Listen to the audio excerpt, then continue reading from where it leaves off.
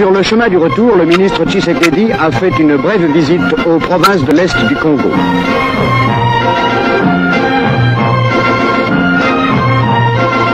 Les honneurs militaires lui furent rendus à son arrivée à Goma, où il fut accueilli par les autorités provinciales et locales, comme il le serait plus tard à Kindu, ainsi qu'à Luluabourg et Mbuji-Mayi.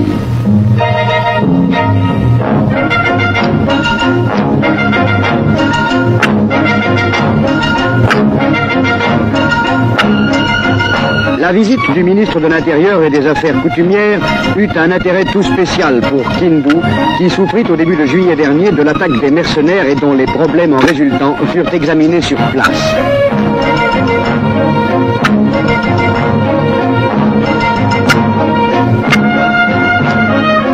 Cette visite ministérielle fut particulièrement émouvante à Kabare, où se trouvent encore repliés les réfugiés de Bukavu.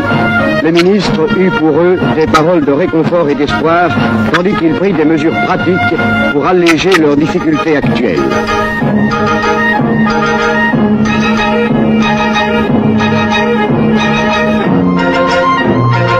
Du haut de la colline de Bagira, le ministre put observer le campement des mercenaires encerclés.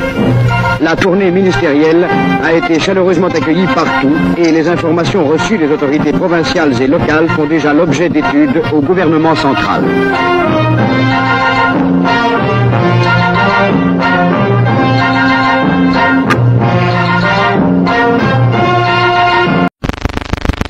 Sur le chemin du retour, le ministre Tshisekedi a fait une brève visite aux provinces de l'Est du Congo.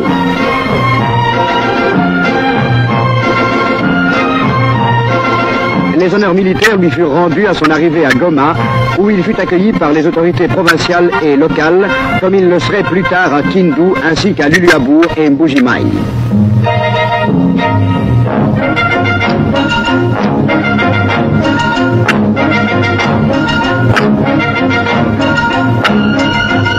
La visite du ministre de l'Intérieur et des Affaires coutumières eut un intérêt tout spécial pour Kindu, qui souffrit au début de juillet dernier de l'attaque des mercenaires et dont les problèmes en résultant furent examinés sur place.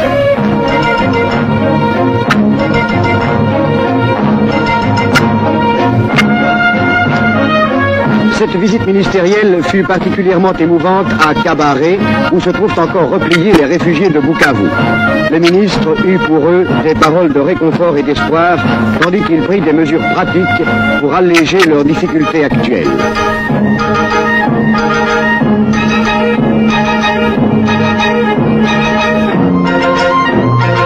Du haut de la colline de Bagira, le ministre put observer le campement des mercenaires encerclés. La tournée ministérielle a été chaleureusement accueillie partout et les informations reçues des autorités provinciales et locales font déjà l'objet d'études au gouvernement central.